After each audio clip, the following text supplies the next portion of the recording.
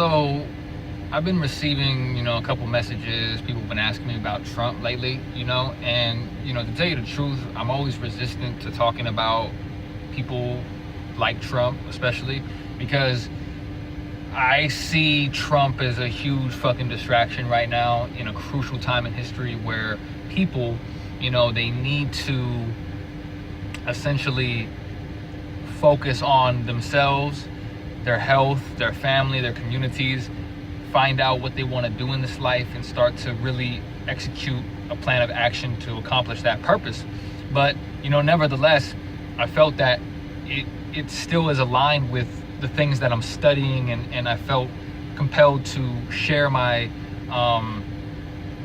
views on his most recent statement or bill that was potentially passed, saying that, members of the LGBT community, or transgenders in particular, are not allowed to serve in the U.S. military. So, Trump is from what I've seen, a very conservative individual. Okay, so he's not really open to many of the progressive and liberal ideals. Okay, so of course, for somebody like Trump to be accepting of those types of things, I don't really see that happen too much, and it doesn't really surprise me. How I feel about the decision, personally, I just think that, look, if you want to serve in the military and you want to engage in those types of activities where you do go into some type of active battle, or maybe just go there to learn and utilize the training and the resources, I think that personally, as an American, you should have the right to do so. The transgender issue right now, I think is really I think it's really interesting to me on kind of what's happening in the transgender communities, because many of the representatives supposedly that are representing the transgender community, the LGBT community, don't share the same ideas as transgenders or gay people that I see just around and I talk to, because many of them just honestly, they just want to be left the fuck alone. They do not want any more attention brought to them, and they do not really care about being regarded as a different gender or a specific pronoun that appeals to the rhetoric of the LGBT community. They just want to be preferably invisible if they can, and I think that's understandable, because they're very easy for the most part to notice, especially if you're in the early stages of some type of transformation.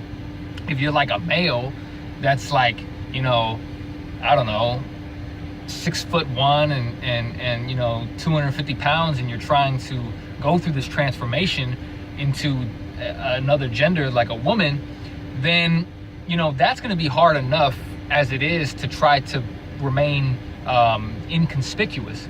So then you have all of these I would say added negative connotations associated with that, based on members of the LGBT community essentially speaking for you. And I think that is what needs to be addressed right now, is that not all the people that represent the black organizations, the Latino organizations, the Asian organizations, the LGBT organizations, not all the members of that particular culture community think like the leaders and really agree with the leaders as well, or the representatives, if you will.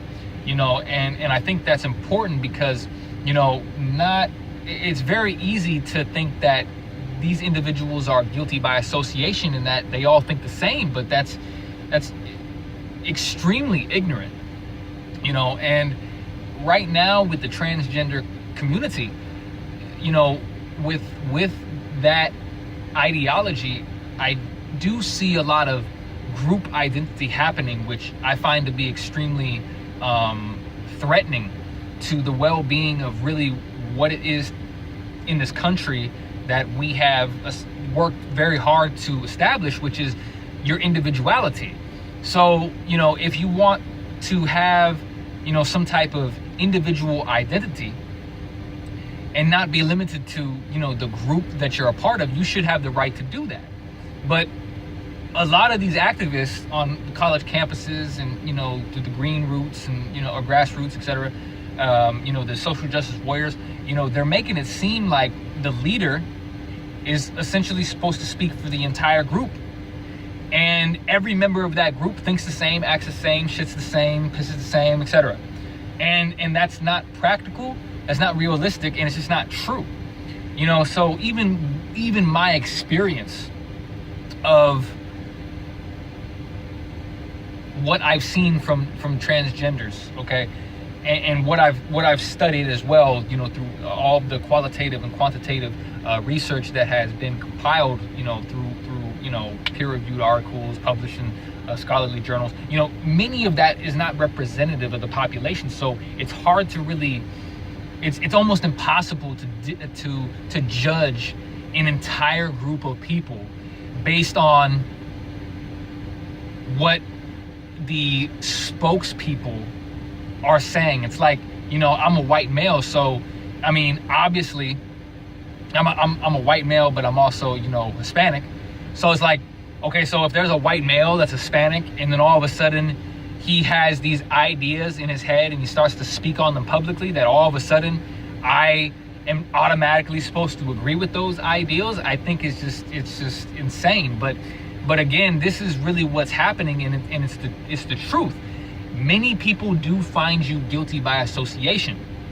So it's like if Trump says something, right, and then all of a sudden he's the member of the Republican Party, let's say, then automatically, as soon as you come into the arena of other Republicans, you automatically assume that all those Republicans think and agree with what Trump is saying and doing, and that's not the truth, okay? Because in reality, we are going down the path of a more socialistic culture, despite the fact that I have yet to see there really ever being a successful socialist society.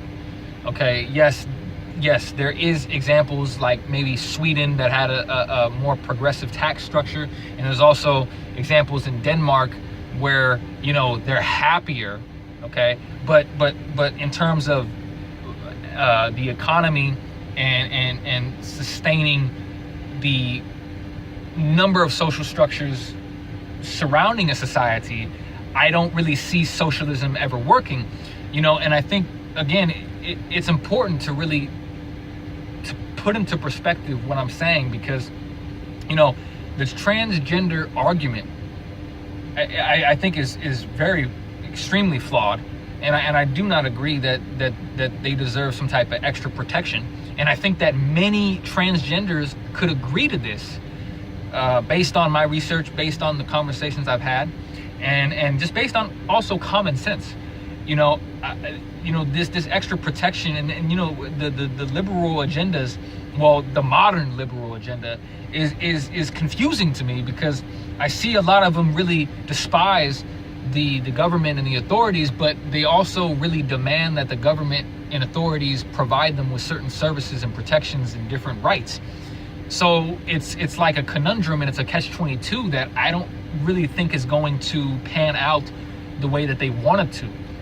And you know, I can't judge an entire culture based on the experiences I've had with several and the research that I've done. And so going into my next topic, you know, it's the same thing that applies, it's the same thing that applies for Islam right now, modern day Islam, right? It's so insane to me, because, you know, we don't really know, many people do not know any real authentic Islamic people, you know, and you know, they have not been to Iran. They have not been to Iraq. They have not been to Afghanistan. They have not been to different places where actual Islam, and I want to say actual because Western Islam and Middle Eastern Islam, for lack of better words, is entirely two different concepts and programs. And there's different covenants associated with Islam. But nevertheless, you know, I see that many people are using Islam as a scapegoat for all the evils in the world. And me personally, I think that many of our enemies reside domestically. And in addition to that, our worst enemy is ourselves. And this is why it's very distracting for people, because, you know, if you assume that the evil resides outside of yourself, you're going to really be, you know, in for a long run in this life, and you better buckle up, because you will constantly be blaming people for your problems and blaming different external entities for the issues in society, in the world, in your health, etc., etc. What, you know, and I also want to add that, you know, you really, we don't understand, I think, what is taking place in terms of the fact that the media does not show anything positive about Islam for a very specific reason. You know, many people don't even understand that less than a month ago, 20 million Muslims, and I can't remember exactly where, but it was somewhere in the Middle East, marched against ISIS. 20 million. One of the largest protests in all of history worldwide. And in addition to that, I remember reading something else about 6 months ago, end of last year, that said one gentleman jumped on an ISIS bomb to save his village from being blown the fuck up. And again, there is, you know, to think that all Muslims are bad is just or good, right? It's logically flawed, okay? You know, and I see a very similar, a very almost identical similarity between Islamic scapegoating and the Red Scare during the Cold War of the 1950s and 1960s that demonized every single citizen of the Soviet Union, okay? And deemed them all as evil communists, okay? And it's important to understand that really what took place, and I think is taking place again in Islamic cultures, is that they are a victim to totalitarian dictators that force an ideology on people and force them to believe certain types of propaganda and encourage them to become some type of terrorist. And but many people during, you know, the Cold War, you know, and even before that with Stalin and Lenin, were so scared shitless and were in complete disagreement about the communist and Marxist ideals. And if they spoke up against it, they would be thrown into labor camps. And, you know, people need to understand that, you know, there was hundreds and millions of people that died under, you know, the Soviet Union prestige, the Soviet Union chapter of our world. And really, it had nothing to do with the majority of the people, the members, the citizens of the Soviet Union, that just simply wanted to live life. And I truly think it's the same thing that's happening in Islam, in the Middle East, that many people just want to live life and they do not want to be bothered. And if you really understand the history of what took place, the Islamic Revolution during the 1960s and the 1970s, and when the Shah came in, you know, completely changed the face of Islam, and completely, I think, in my opinion, ruined really what it was supposed to be, because many of the oppressive ideals about women, many of the punishments that came with speaking out against authorities, was really not in effect as intensely until the Islamic revolutions during the 1970s. And, you know, because before, you know, you could practice other types of religions and it was to a degree tolerated, and there was different freedom with schools and women. You know, you could practice the Zoroastrian religion of the Persian Empire. You know, it wasn't forced on people. And to think that all Islamic people are radical, it's like thinking every single member of the Soviet Union during the Cold War or during the era of Lenin and Stalin are communists. Extreme violent communists is flawed and wrong and ignorant. And it's important that people, you know, really dive into understanding what people are going through, because it's like the same thing with transgender community, the same thing with the Islamic community, the same thing with a lot of socialist systems. See what's going on in Venezuela right now, man, with socialism, man. It's like fucking Mad Max over there. People are on bikes and shit doing wheelies along a diesel truck, trying to fucking, you know, hijack the shit and take sugar because they're starving and they need to make money for their children. So it's like that's what's happening behind the veil of that. Oh, it's a socialist country and that every single citizen is hell-bent on this ideology and they're out to get you and the boogeyman, etc., etc. You know, that's not really what's happening. And it's very interesting to me that it's virtually the same exact fuckery that was taking place during the 60s and the 70s. And I think it's not true. I personally don't. You know, and you know, the many of, you know, the scapegoats that we use as a culture, whether it be Trump, whether it be transgenders, whether it be Islam, whether it be communists, socialists, Marxists, whatever, are not, should not get in the way of who you want to become, where you want to be, and what you want to do in this life. So it's important that my very first message when I started this video remains clear and gets ended on that same note. Excuse me, nose is running. By saying that focus on what you can change in your life, right? Focus on your health, your family, your community. You know, you focus on you. Get your shit right before you want to go around and cast moral judgment on everybody else. Okay? And of course you could teach people along the line, and you could, you know, do what you have to do while you work your way up, because really it's a never-ending process. There's never a finish line that you cross through. But really remember that ultimately all of that shit is just a distraction. Okay? And it's extremely biased. All right, at the end of the day, especially the mainstream media is extremely fucking biased. I don't really understand what fake news is about all of a sudden. The same fucking bullshit networking programs that have been feeding us fake news for decades. I've all of a sudden popularized the term, and now everybody thinks, oh, all of a sudden there's fake news. No, it's been that way forever. It's fucking biased.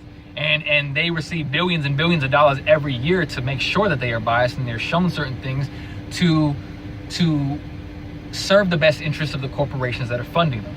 Okay, so anyway, it's the Clenz, man. I really wanted to speak on this, even though it's important that you do not take this shit and let it run all over your emotional state. Stay focused, stay clear. Get all that anger out. Channel it into something productive. Channel it into something healthy, right? Get your shit together first before you want to go and judge everybody else, and really think about the logic behind judging an entire culture or group of people based on the activity or ideas of a few. It's the Clenz.